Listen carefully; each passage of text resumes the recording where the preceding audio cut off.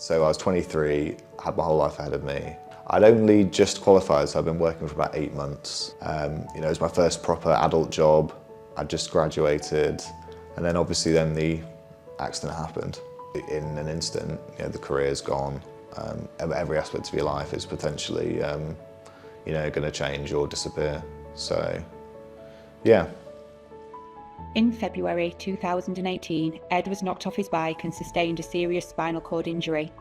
He remained in the ICU for 44 days and stayed in Sheffield Spinal Injury Centre for 8 months before being transferred to STEPS Rehabilitation in September 2018. I think STEPS were known for being able to lay down the foundations for spinally injured people to make the best recovery that they can.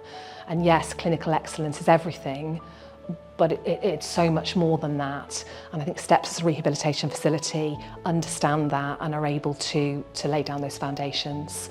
I think STEPS was quite a revelation to Ed, so how sort of transformative it was, going to a place where he ate chef-prepared food, how he had a door on his room that Izzy, his girlfriend at the time, now wife, could visit and they could have privacy.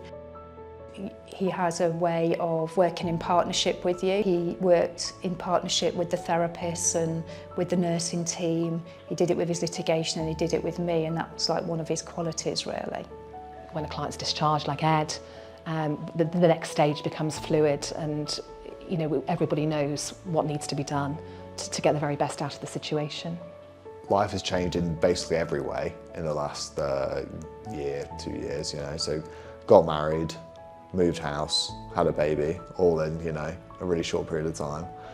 There was a lot of work going on there, so I spent quite a few days travelling to and from the property to make sure things were as we expected them to be. Spent quite a lot of time with Izzy, and I think one of the crucial things was the timely delivery of equipment for the ongoing rehabs. So making sure that the right therapists were in place and the right equipment so that that could continue and there wasn't just a sudden stop. My choice to then pursue law, that was off the back of me being quite involved in my legal claim as it was progressing. It didn't surprise me at all that that's what he wanted to do. I actually thought, you know, instantly that Ed would make an absolutely wonderful personal injury lawyer. So Ed's going to work with me to gain his qualifying experience, which means he can qualify as a solicitor. You know, to have Ed on my team is going to be incredible. To see Ed and Izzy now in their forever home and with Tabitha is incredible. It just shows what is possible.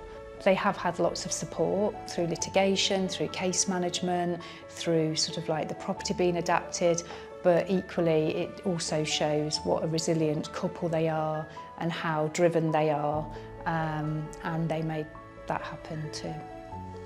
So my priorities for the future, spend as much time with my wife and daughter as possible, because you know, you only get to do that once.